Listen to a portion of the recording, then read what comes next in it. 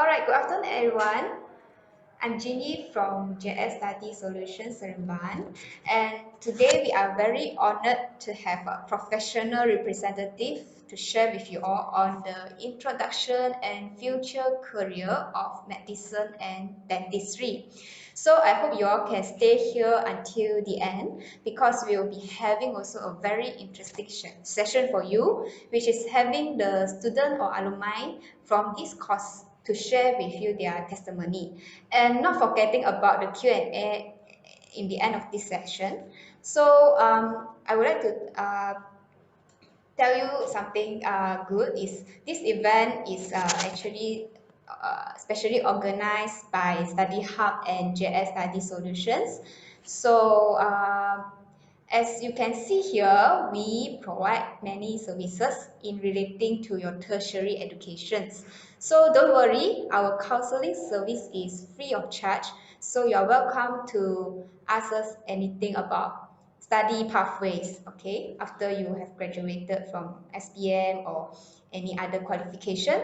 So beside that, we are having several counseling centers in Malaysia, including Sabah in East Malaysia. So please remember to contact our student advisors for more professional counseling and assistance in applying for university college in Malaysia and overseas. Manipur University College Malaysia, located in Malacca, Malaysia. So she will share with you about the future doctors and dentists introduction and the future career. So we welcome Barbara, and if you all have any questions, you can type in this chat box or you can unmute yourself in the end of the sharing section. So I would like to pass the time to Barbara, the head of marketing from Manipur University College Malaysia. So welcome, Thank you, Barbara. Jean. Thank you. Thank you so much, and a very good afternoon to everybody.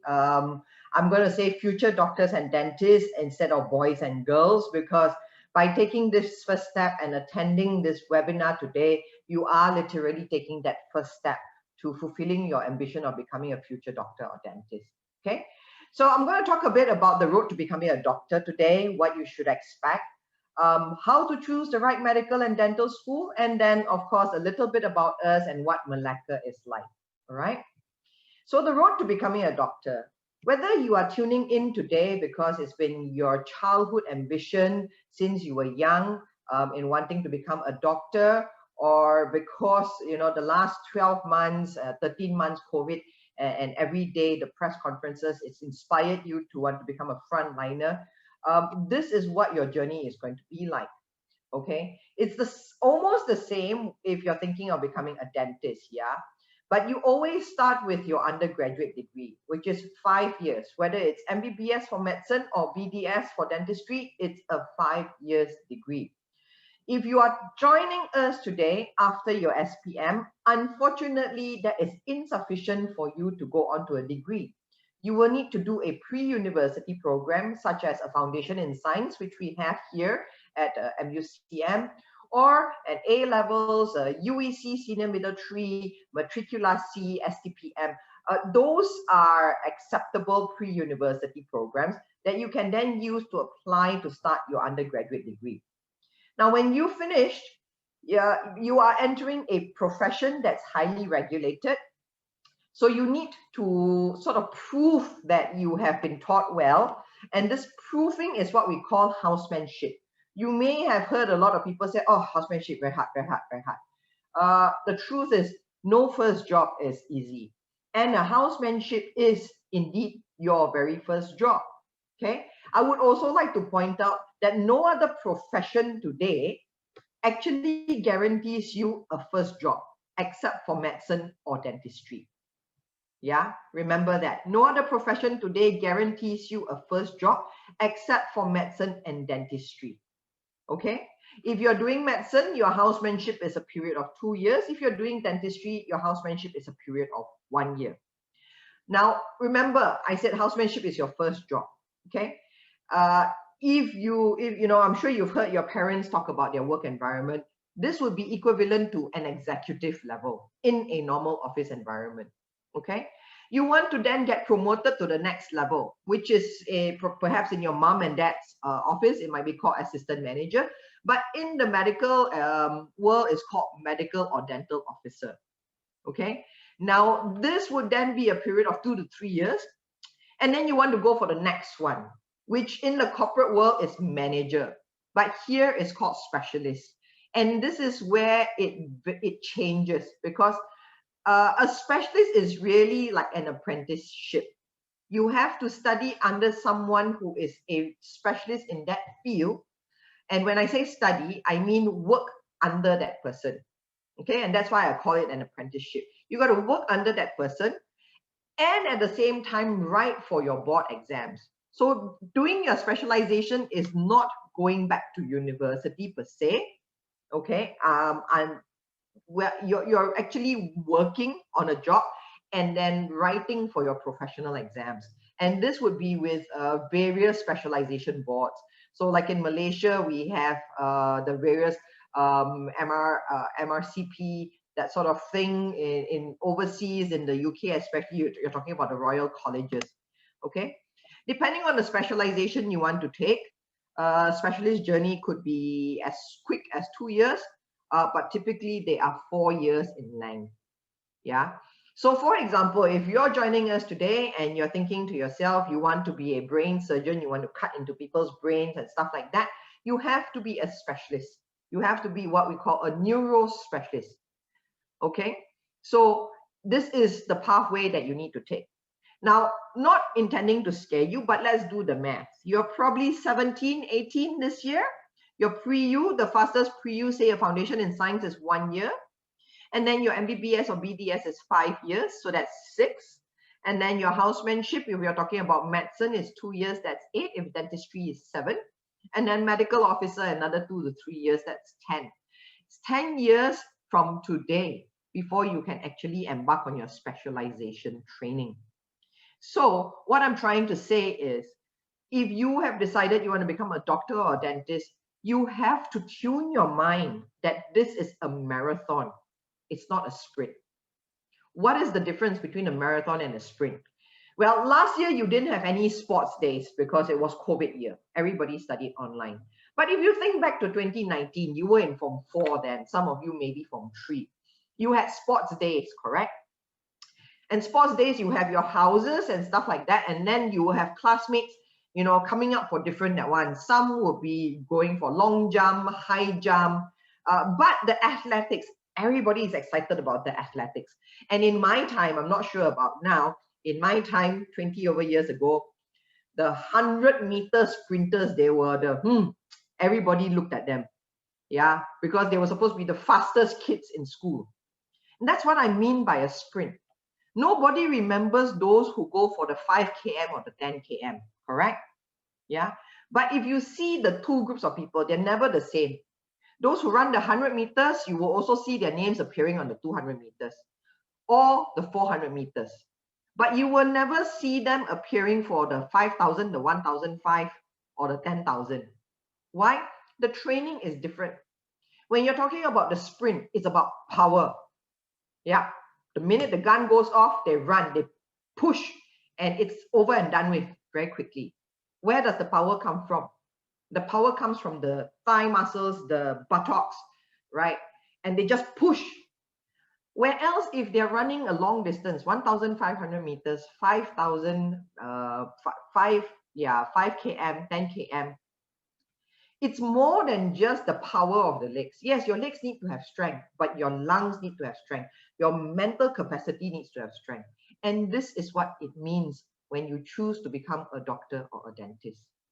Okay? Now, if you've decided that I've not scared you off, and I'm glad to see no one has dropped out, so that's great. The next one is, where do you study? In Malaysia, we've got 32 medical schools, and if I'm not mistaken, 15 dental schools. Of course, we've got the private and the public, okay? But that's just in Malaysia, right? So the next few slides, I'm going to talk you through some of the things you should be considering in coming to this decision. Where are you going to put in your application? Okay. These are some of the broad-based areas that I'll be talking about, but let's start with the first one. Are you looking to study local or abroad? Now, you have tuned in today via JS and Study Hub, and they do placements for both local universities and foreign universities. So the first question you need to think of is whether you want to study local or you want to study abroad. And if you're thinking of studying abroad, especially in this pandemic times, why? Is it because you want the opportunity to live overseas? I have had students tell me they want to study in the UK because they want to see snow.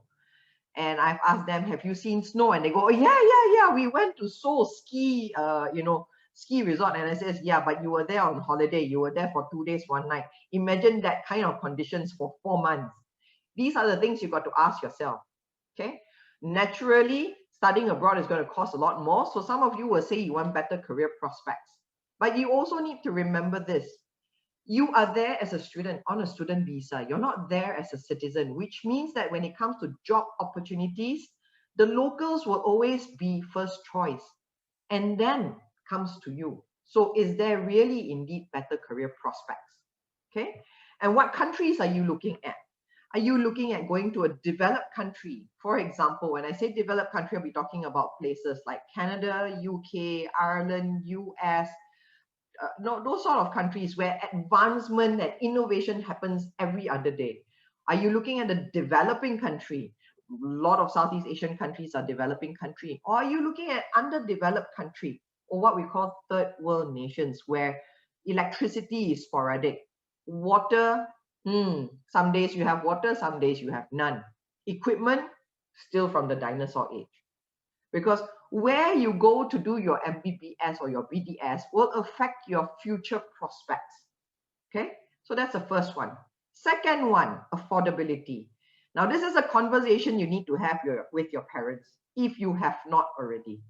Okay, and it's not easy. It's not easy to go up to your mom and dad and actually says, so how much money have you got for me to study?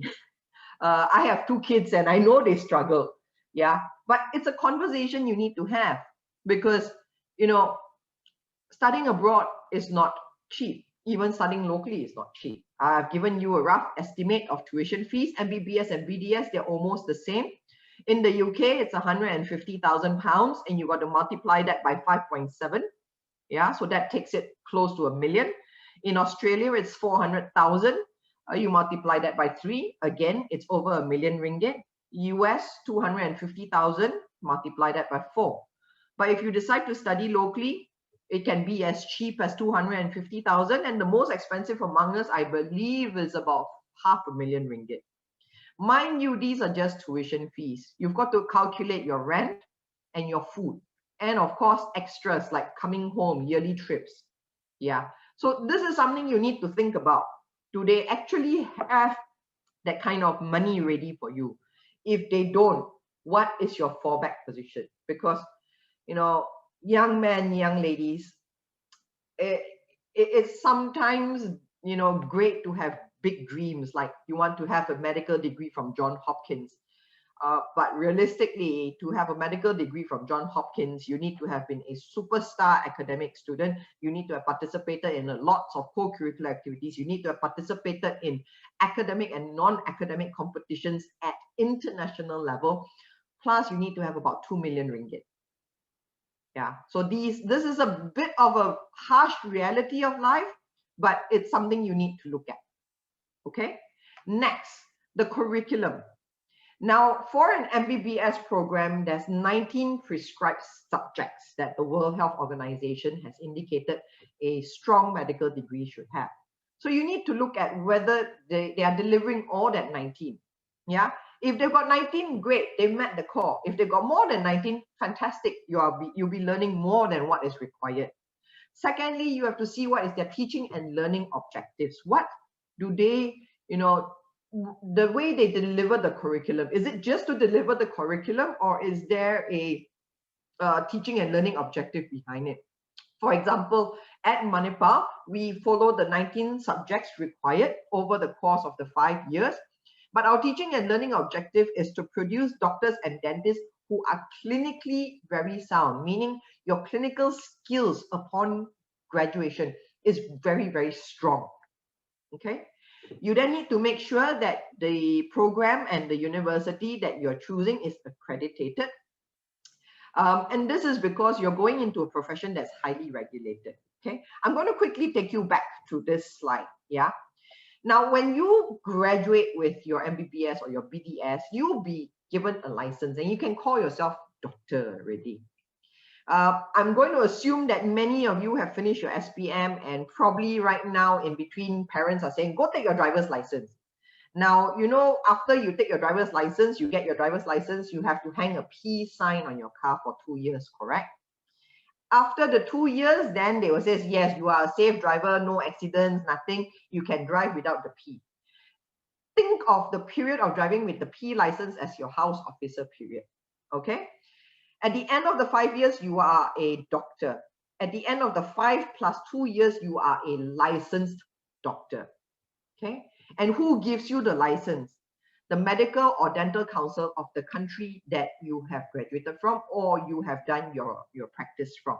So in Malaysia, it's the Malaysian Medical Council and Malaysian Dental Council. And we always tell students that you need to ensure, if you're going to study abroad, you need to ensure that your degree is recognized by Malaysia, your country of citizenship.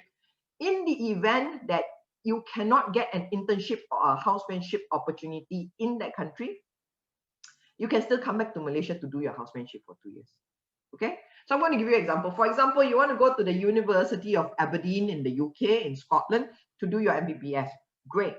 Check that Aberdeen is recognized by the Malaysian Dental Council so that in the event after 5 years, who knows, COVID 2.0, 5 years time, you can't get a job in the UK.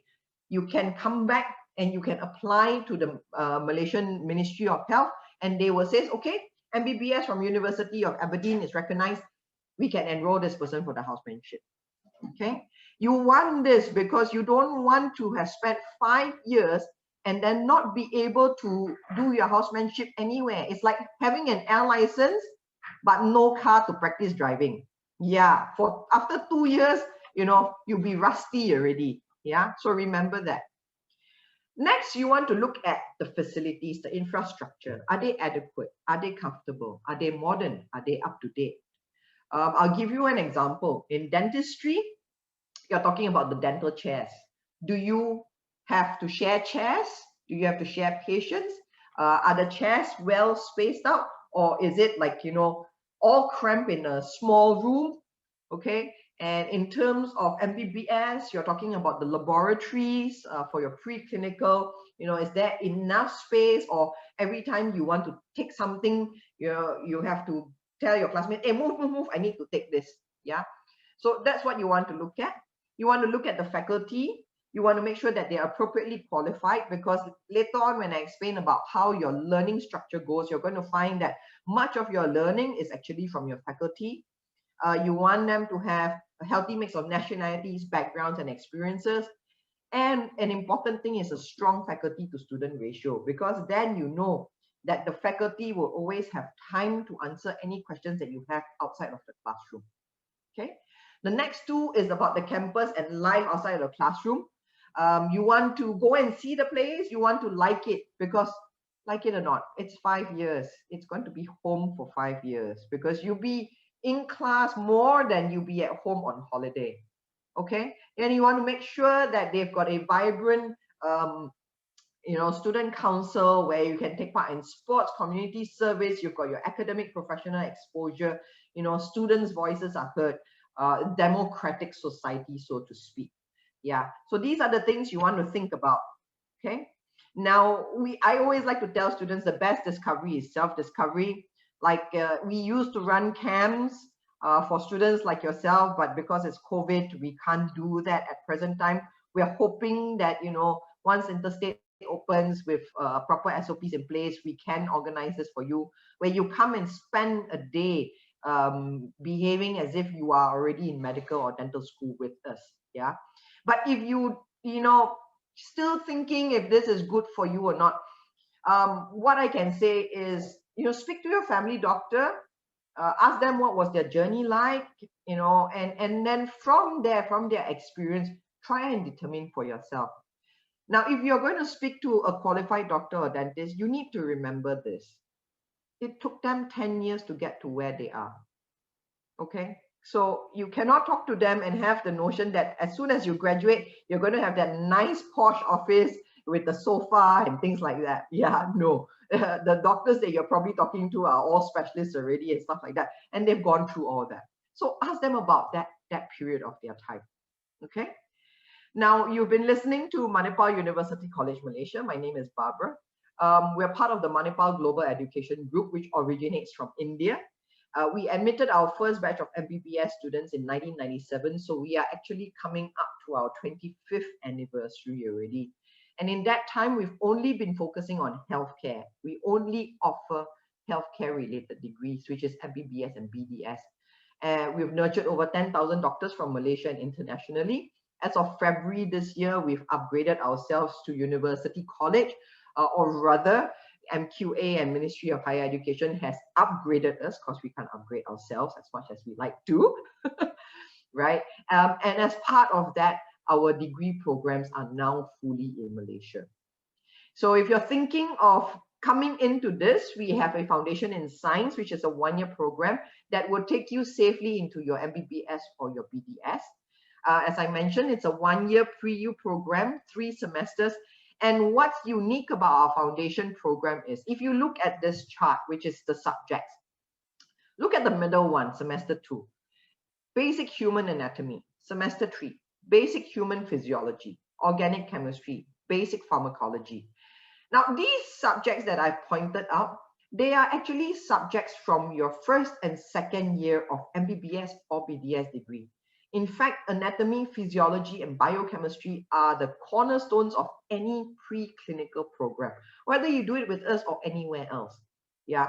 So our foundation, we really give you a leg up into your degree program because, you know, after one semester of this, and these are the subjects where you have the long Latin words. Okay. I'm not even going to try and attempt to pronounce them. But, you know, after one semester, your ears and your minds are already slightly in tune to it.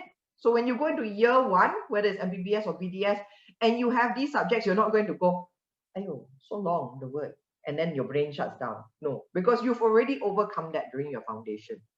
Okay. Our foundation program is a mix of continuous assessment and final exams. You do a lot of group work. We require our students to participate in a lot of activities, including research competitions and things like that. So it's really targeted at training you to do well in your MBBS or BDS. It is a guaranteed pathway provided your CGPA is 3.0, which shouldn't be too difficult to get, consistent studying. And if you're thinking that, wow, you want to do the foundation, but you're not intending to become a doctor or dentist, that's fine. Our foundation is an MQA recognized program, which means that you'll be able to use it as a valid entry requirement towards other healthcare fields with other Malaysian private institutions of higher learning. Okay, so that's the foundation. Now on to the MBBS. The MBBS is a 5-year program, 2 intakes a year, and we do about 400 students a year. And, you know, like I said earlier, our curriculum is focused on giving you sound clinical skills, and that starts from preclinical itself. If you see the photo on the top, you actually get to do that. Okay, and it's important, especially if you're thinking of becoming a surgeon.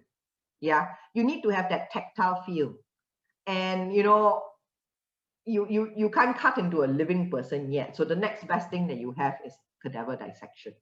Okay, so we offer that here at our campus, and you know, if you're a bit girly, then we've got an alternative for you as well. Okay, people choose our MBBS program because we have this thing called shadow housemanship structure in semester 10.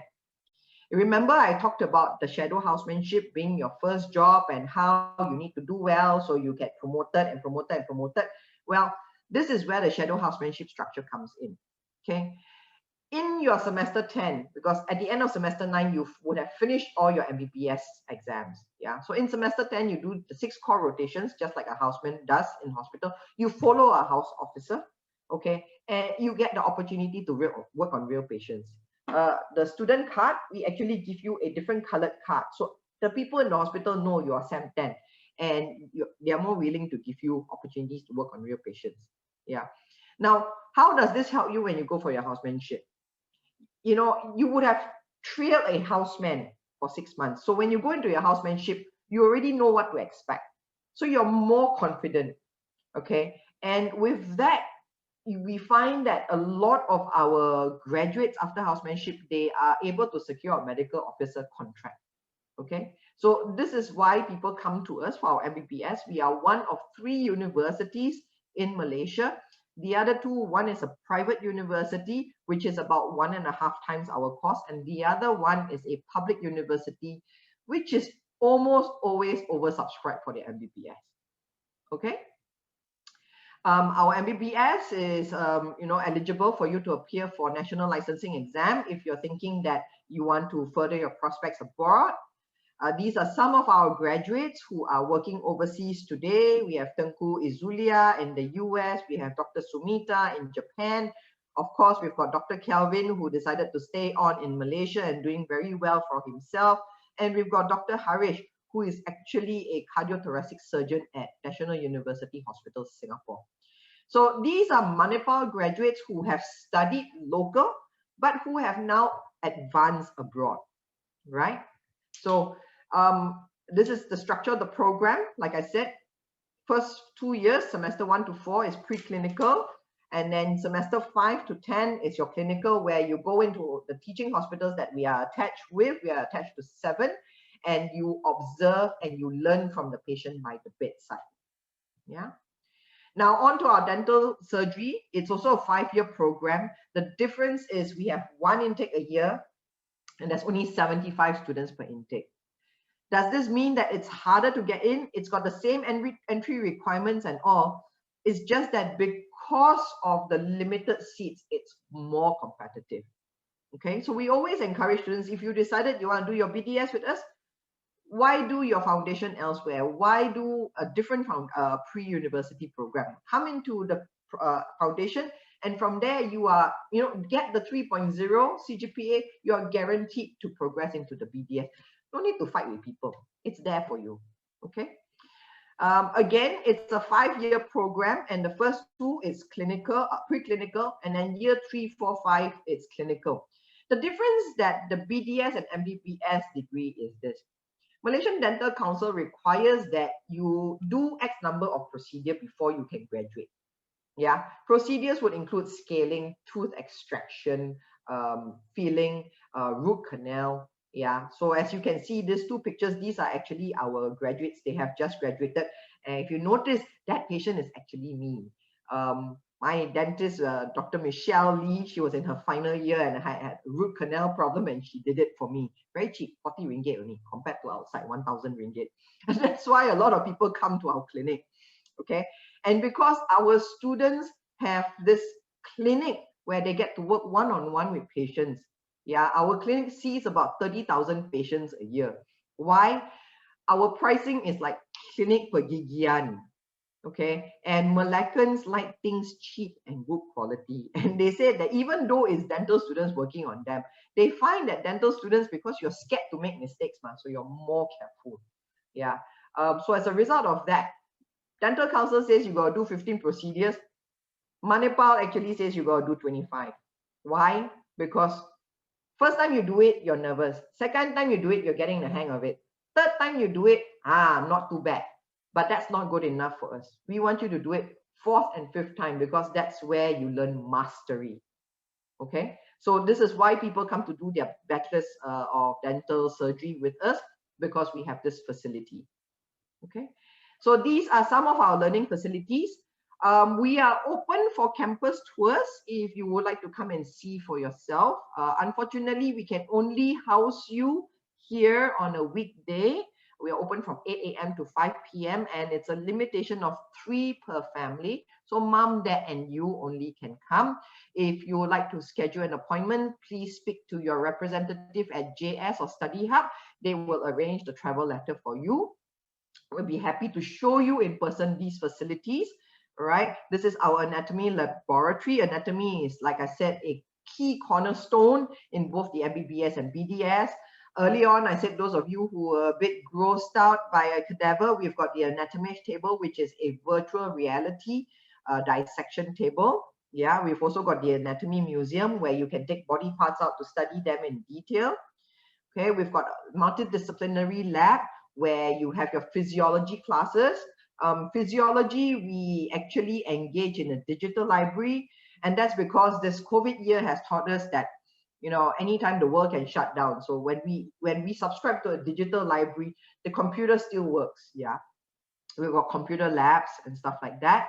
Our campus is situated in Malacca, and we built it like a resort style. So we don't have many tall buildings. If you look at the center picture, I know it looks like a seminar room out of some hotel because you've got all that green. But that's what we are. That's what we are. We are very, very low buildings, a lot of greenery around. Okay. This is our clinical skills learning center, where in your clinical years for MBBS, you will come back after going to the hospital, you see they resuscitate a patient, you cannot go and do CPR on the patient, never mind, you come back and do it on a robotic man called Stan. Yeah, where you work as a team to try and resuscitate Stan. And Stan is controlled by the professor. So, you know, you're fighting with the professor to keep Stan alive. First time Stan will die, don't be surprised. But better Stan dies multiple times than actually to have multiple patients die on you. Okay. For dentistry, we have the labs for your preclinical phantom heads. This is where you learn to put together a set of teeth. You know, that hole there where the mouth is, that's where you're supposed to put the set of dentures in, which you build yourself. Like here, you've got the casting labs. Okay. So coming to the last part, I know studying medicine and dentistry is not a cheap affair, even though it's cheaper than going to UK or Australia. But we would like to help ease the burden. So we have a few scholarships and bursaries available. These are by competition, yeah, by competition. And JS and Study Hub will be able to tell you more about them. Okay. Now I'd like to invite our alumni, Dr. Siva Sutan Lachumanan. Did I get that right, Dr. Siva? Yeah. Okay, so Dr. Siva is one of our graduates who, funnily enough, decided that he did not want to practice. Okay, but you know, he's a living example that you can do your MBBS and decide that you don't want to be a practicing physician and still be able to use your MBBS degree to a good extent. Okay, so Dr. Siva, I know it's a long time ago. We will not talk about which batch you graduated, but why do you choose to do your MBBS at Manipur back then? Okay. First of all, good afternoon to everyone. Thanks, Ms. Barbara. So, actually, back then, I think one of the main reasons that we choose Manipur is basically because it's one of the most established institutions, right? If you look at Manipur, is actually internationally recognized. It is worldwide, and then we are only not talking about from India or Malaysia, but we have a lot of universities. Basically, what I'm trying to say is international. Number two is established, and then if you're looking at in Malaysia, I would always say Manipur. To me, I always say Manipur is the best or one of the best top three, universities or colleges in Malaysia. So that is one thing in the sense of the pedigree of the university, which has always been there. Now it's going to be 70 years of Manipur and all that. That's right. Yes. Secondly, we also know, basically we hear that the faculty in Manipur is actually very good. I think that is very, very important because that is basically the core of whatever we are going to study. So as an alumni of Manipur, that is one thing that I can always guarantee or take a bet that the teaching learning by the faculty in Manipur is just superb, right? We really learn because once we start working, we can actually see the difference, right? From, I wouldn't want to compare with other graduates, but we can see the knowledge that we actually have acquired from Manipur.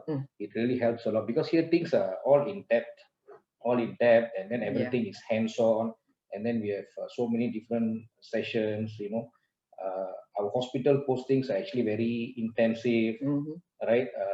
So it really helps. This is, I'm talking about, we hear about that, then we join, and then we actually experience, the same thing. Yeah.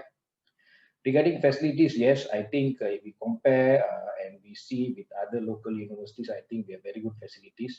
Even then, when we chose, because that time we were going to India, like training program and all that. But obviously, one of the hallmark of Manipur is always this anatomy, dissection, because I think that one is never compromised. Yep. Right, and that one I can also confidently say it is not done in other institutions, maybe not to the extent of what is done here. The exposure to, especially to basic science subjects, in first year, like we're talking about anatomy, physiology, and then pathology, and so on. So that's in the sense of facilities, talking about labs and all that. So why I chose is basically one is, it's a prestigious institution, number one. Number two, we know they have good faculties, they have good facilities. Number three, obviously, is a word of mouth, like about Manipur, because Manipur is always regarded as, one of the, best medical universities or colleges. And after being an alumni, I can actually confess, yes, I mean, it is true. And, we have really benefited a lot by actually studying in Manipur. Okay. Now, you spoke a lot about the alumni, and, we also hear horror stories, housemen, you get bullied and things like that. Does having a large Manipur alumni, especially with a lot of our alumni members still in government service, does it help our future graduates? Yes. So if you look at alumni, I'm the alumni secretary as well for Malaysia. So I can say this in two parts. First of all, we are very strong in the sense, I think we have around 8,000 to 9,000 Manipurites graduates. And we have an association which has been there for 35 years. Right? So how do actually we connect even before you actually go to work, right? There's a very strong bonding between the alumni and the students of Manipur through the student council, through the lecturers and all that. So your interaction, right, starts from the time you're a student. Right, so that means the students work with the alumni who are already working, and they're already students. They get to know how this happens. We normally organize seminars, talks. There's something that we do in a yearly basis called housemanship kit and post-graduation fair. That's right. Yeah, so where the alumni actually come down and then they give talks to the students, and students actually get to know them. I know they exchange numbers, and then they actually call the alumni for advice. Because, for example, when you're in the final year, you're moving on, I mean, you're going to graduate and all that. There are students who are curious, how do they specialize? What are the alternate pathways and all this?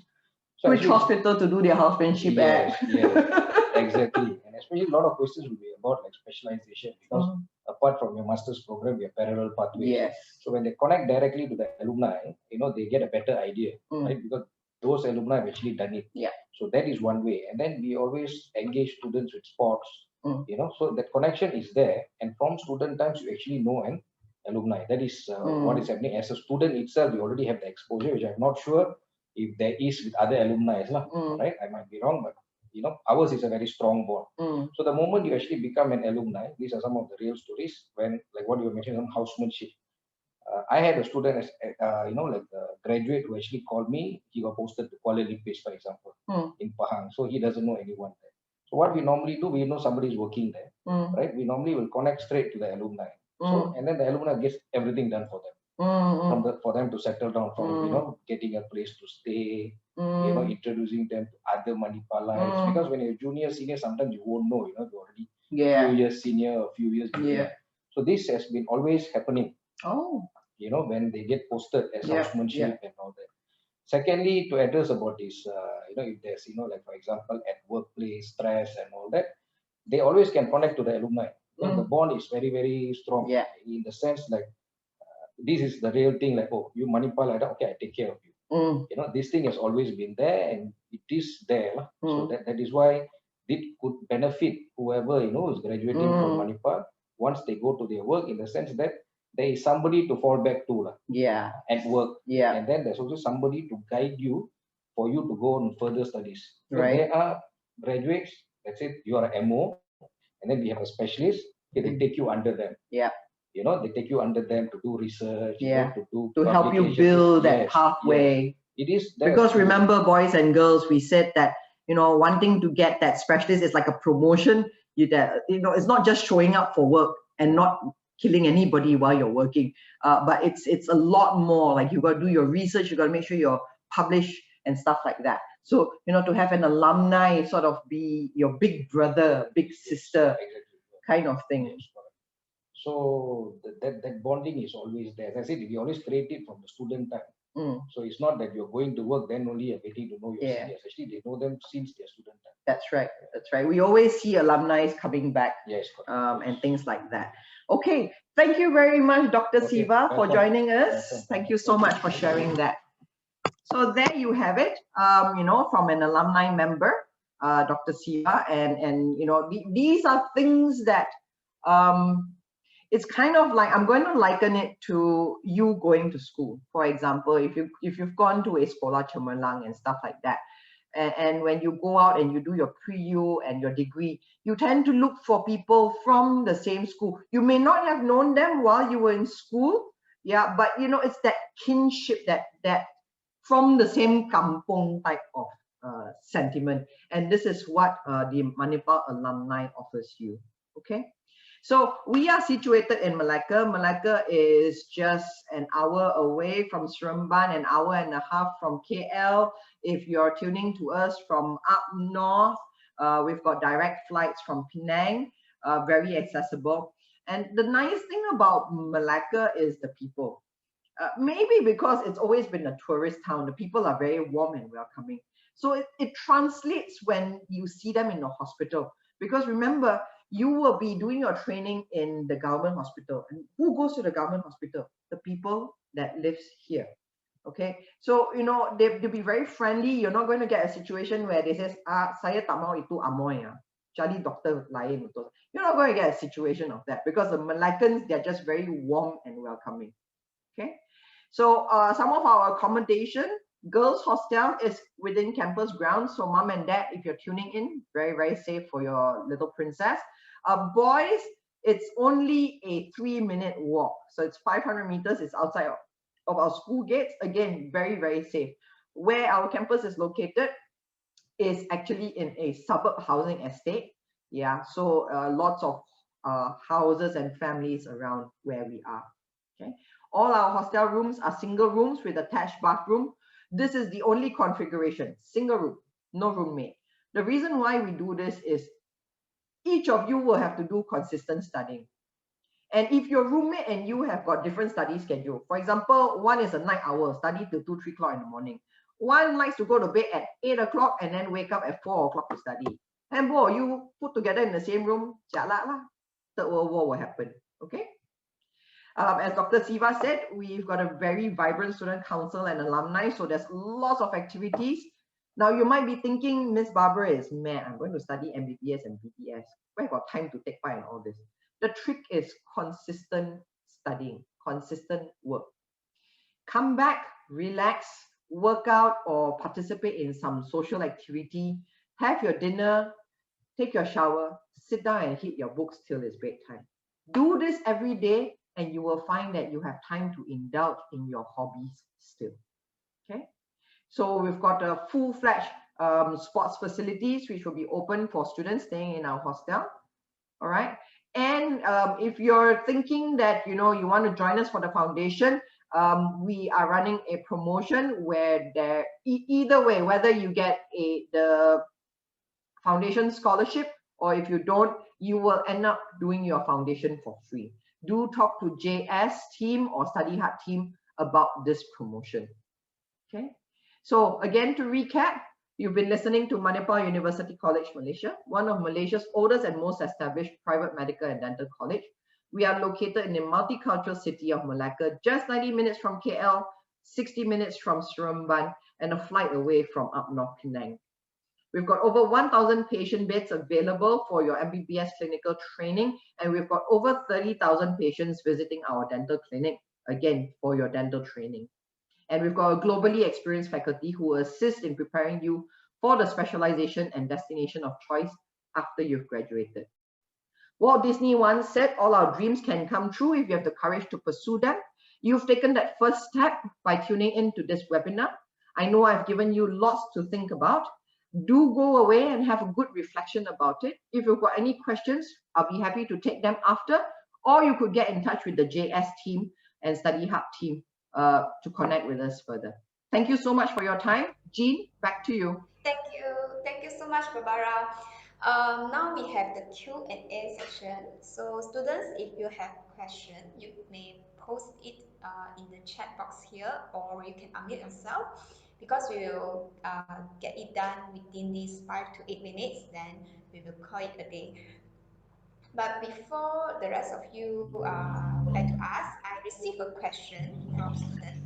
Um, the student would like to ask Dr. Siva whether it is advisable to have a MBBS if he wants to do a medical research, or are there any more suitable degree for this pathway? Okay, Dr. Siva has actually had to run off, so I am going to answer the question Can instead. Yeah. yeah, Now, if you talk about medical research, you have to see what sort of medical research you want to indulge in. You may have heard of the degree biomedical science or medical science, okay? Typically, a basic medical science degree, which is about 3 years, would suffice for you to go into research. Having said that, it would be a limited scope. Would you be able to find a cure for cancer? Maybe, but your role in it would be very small, very, very small.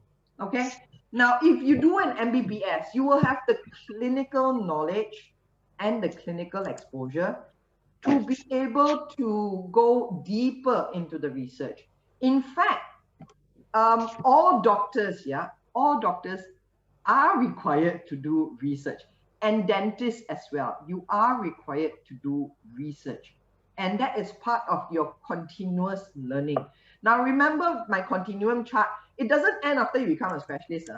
Even if you decide not to become a specialist, MBBS and BDS is one of those things you have to keep on upgrading yourself, whether you attend seminars, whether you attend conferences, whether you take a online program.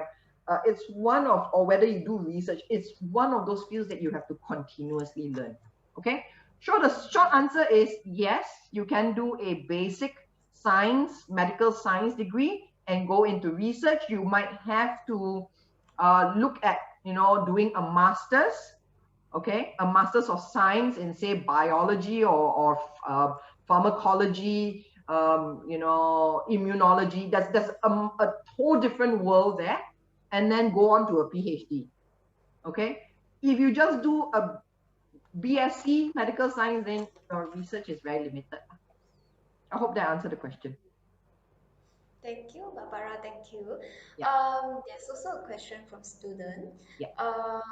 The student would like to know courses available on or how to pursue her dream on forensic science at Manipur.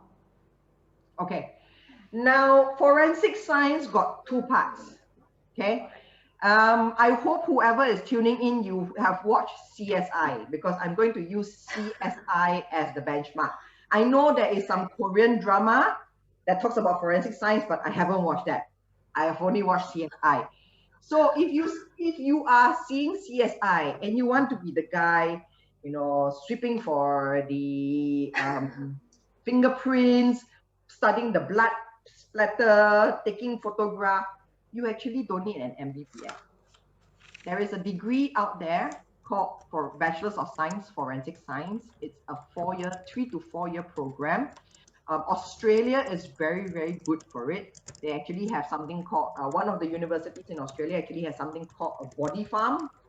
It is what you think it is, okay? It is where they leave dead bodies out there. So you study the different decomposition rate of the human body.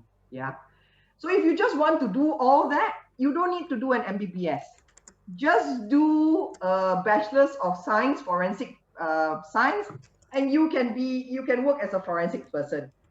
Now, if you look at CSI, there is also the one guy that cuts into the dead body to find out the cause of death.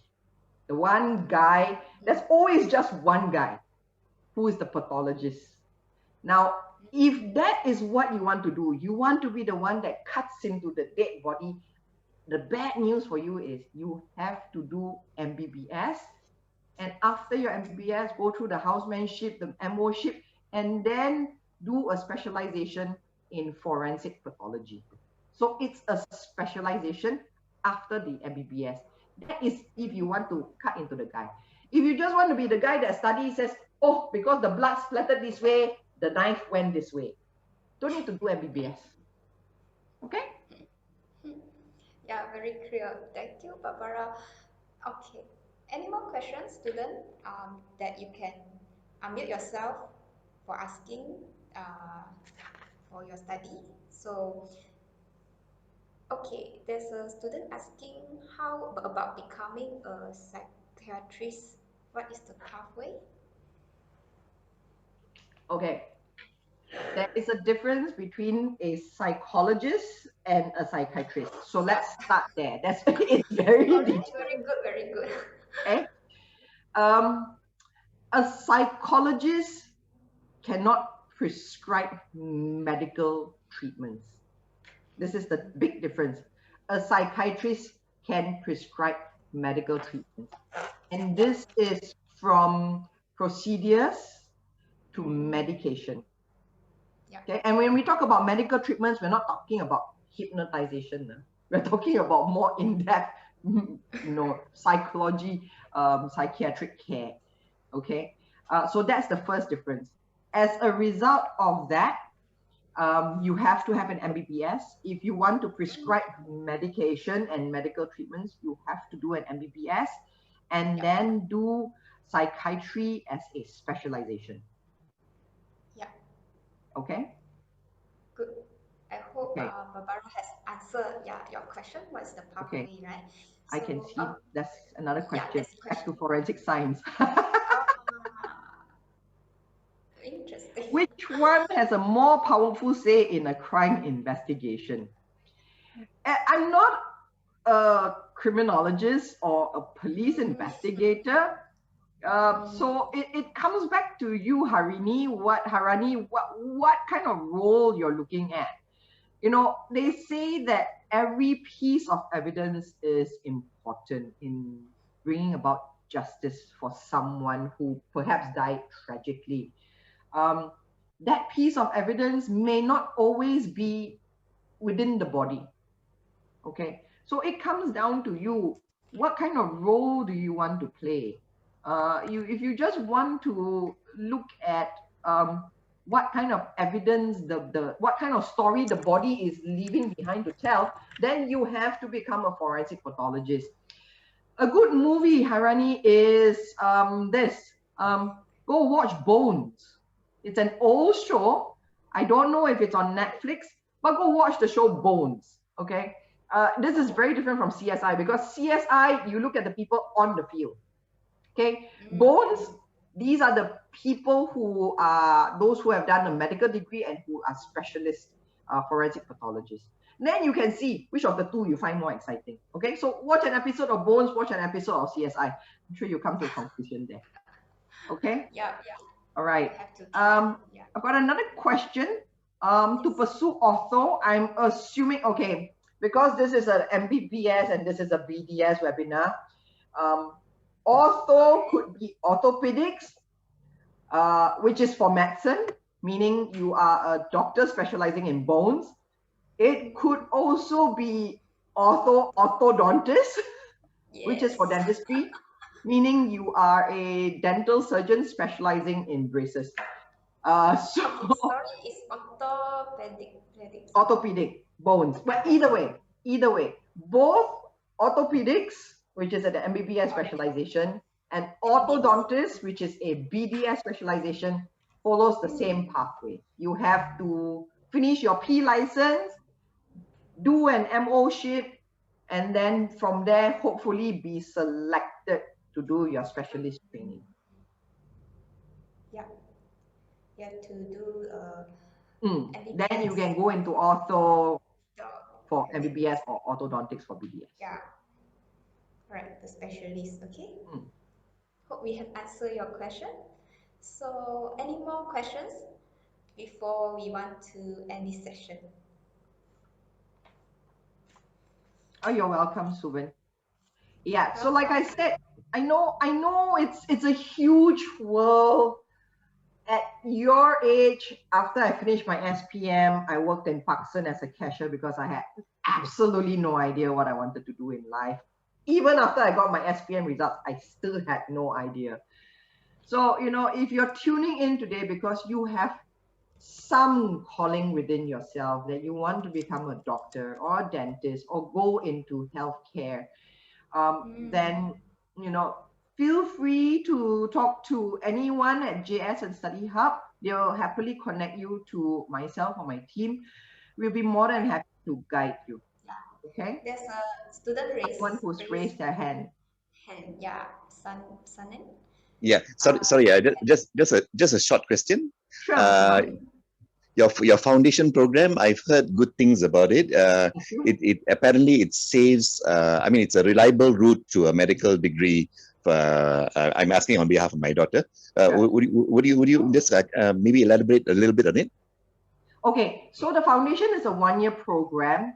And basically all foundation programs is an extension, is the bridge from Form 5 to university. Okay, why some people do a foundation? It's because they're very sure that this is what they want to get into and it's the quickest way. Now, our foundation is different from the foundation offered by other medical and dental schools because we actually incorporate the subjects of anatomy, physiology, and biochemistry into our curriculum in the foundation in science. These are introduced in an introductory manner, meaning you do one semester, 14 weeks of it. But we find that it gives the students that opportunity to actually know whether it's what they want. Yeah. We also have 2 electives. For students who wants to go into MBBS, we tell them to take forensic medicine, forensic science. Yeah. And for students who want to go into dentistry, we tell them to take oral biology. And oral biology is the 4th cornerstone in dentistry. A lot of students, after one semester, they turn around and they say, oh my God, I don't want to become dentist. That book is very scary. I don't think I can do it. I'll become doctor instead. Okay. So this is why it's an eye-opener. Plus the fact that the foundation program is housed in the same campus where our MBBS and BDS programs are run. The interaction between foundation students and faculty from MBBS and BDS actually helps them make up their mind even more. So they're not separate, they always come together. We do a lot of seminars for our foundation students. And this is because, you see, we take a lot of pride in the fact that our MBBS and BDS graduates do well. And we find that one of the secrets to doing well is when you start off well and when you start off knowing exactly what you want.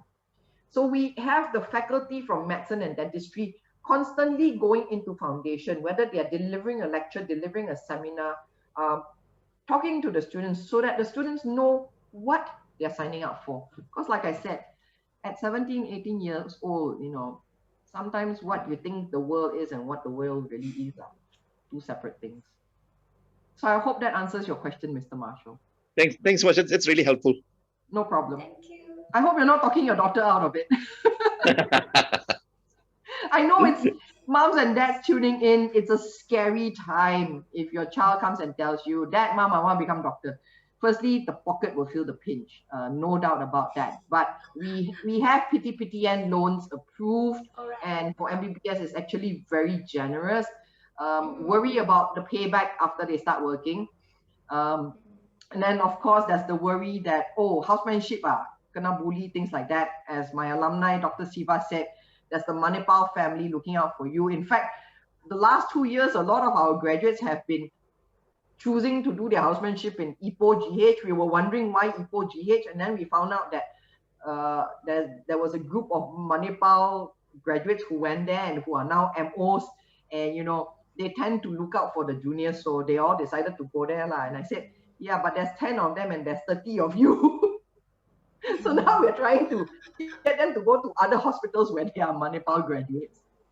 I see. Yeah. Okay, Barbara, there's a question. The MOship can do in government only or private too? Okay.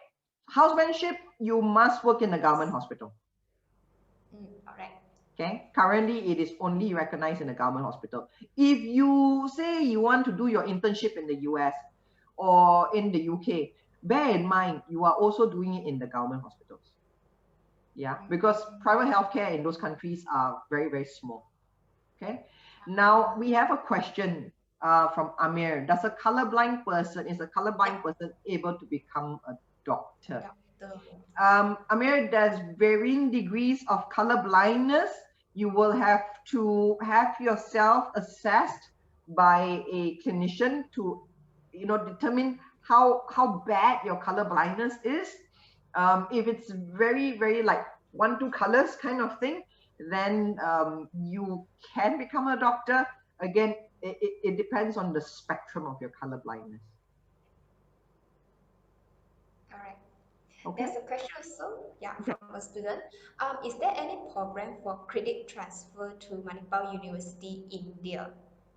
No, there is no credit transfer to Manipur University, India. We are 2 separate campuses. And firstly, our degree, if you study our degree in our India campus, which is under Manipur Academy of Higher Education, MAHE, you'll be considered an international student. So you'll be paying in US dollars. That's one. So you have to put it under the category of studying abroad, and looking at those numbers, not studying local. Okay, that's one. Secondly, you will actually have to fulfill the requirements of entering into university in India, which requires you to take for a pre-admissions examination. So, my question back to you is, if I've brought everything that's available in India here, right down to the cadaver, why are you still going to India? Yeah, all right. Okay. Yeah. Okay, so I guess there's any other question if you think of to ask, then you can contact us. I think you have received some text from our counselor, so you can contact us or make an appointment with us to visit Manipur University College in Malacca. Yeah. So we're open for campus tours. If you're thinking of coming for a campus tour, do allocate about 90 minutes, 60 minutes will be fine. I've already done the counseling with you today. You know all about my program already. So just come, you need to allocate about 60 minutes so that we can show you the facilities for you to meet some of our faculty members. Jean's team would be very, very happy to help you facilitate that visit. So we look forward to welcoming you here. Please remember, if you're coming, it's a limit of 3 per family, 3 per family. Yeah. And do make sure that you have, been keeping the SOPs and stuff like that before you come and visit us. We are a working campus. Our students have resumed their clinical studies, which means that they are back in the hospitals. So we really do not wish to contaminate any of them or the environment, least they, hurt other people. Okay. There's one last question, Jean, that's come in. Okay, the foundation, bursary, and scholarship is actually automatic based on your academic results. If you are looking at the scholarships at degree level for MBBS and BDS, yes, there is always a deadline, and the deadline is dependent on the intake. Do feel free to get in touch with the JS team. They'll be able to give you those dates. Okay, that's on the intake. All right. So thank you, everyone.